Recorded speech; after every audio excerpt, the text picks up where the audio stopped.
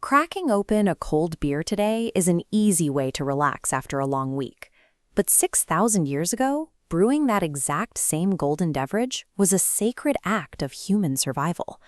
Around 4000 BCE in Mesopotamia, humans had successfully solved the basic problems of food and shelter. But as populations gathered into massive early cities like they created a completely new crisis of scale. Looking at this diagram of a Bronze Age city wall reveals a fatal flaw in early urban engineering.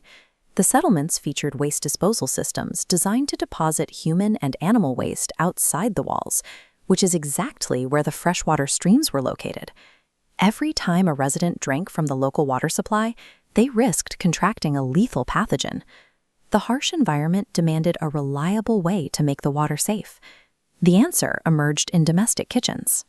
Women left grains meant for bread unattended, allowing wild yeast to ferment the starches and create a liquid that would eventually keep entire cities alive.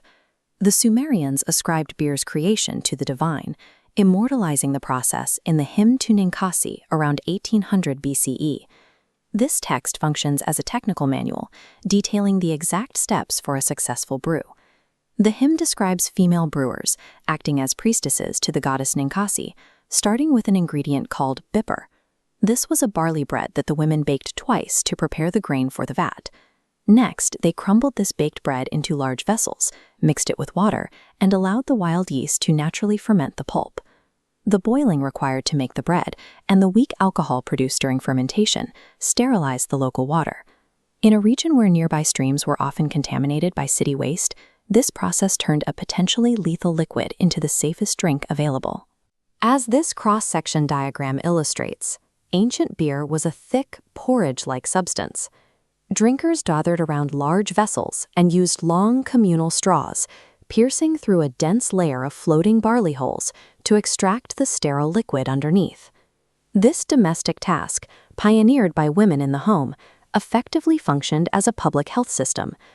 As the practice moved from the kitchen into the temple, the technical steps of the recipe were elevated to the status of divine ritual. Because the drink was sterile, packed with calories, and intoxicating, it became the most sought-after commodity in the ancient world. Brewing quickly outgrew domestic kitchens. By 2050 BCE, mass commercial production was operational. Archaeologists have uncovered clay ledgers dedicated to tracking vast distributions of the beverage. The female brewers transitioned into professional tavern keepers, leading a lucrative industry that reached every level of society. With so much wealth changing hands, the authorities intervened.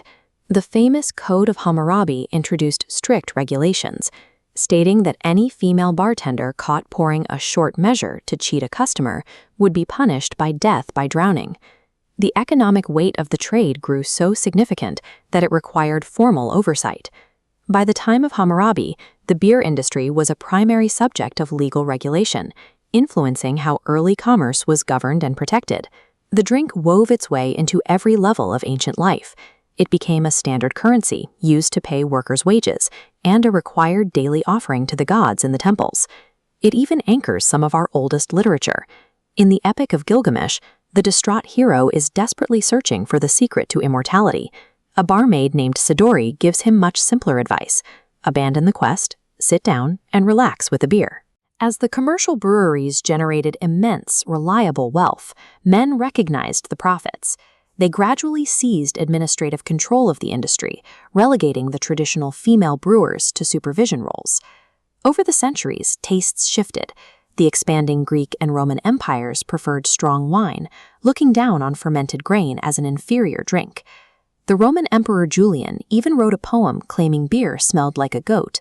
But the brewing methods pioneered by Mesopotamian women survived that imperial disdain. European tribes adopted the practice, eventually adding hops in Germany, establishing an international industry that outlasted the Roman Empire itself. Every time you order a pint, you are participating in a 6,000-year-old ritual.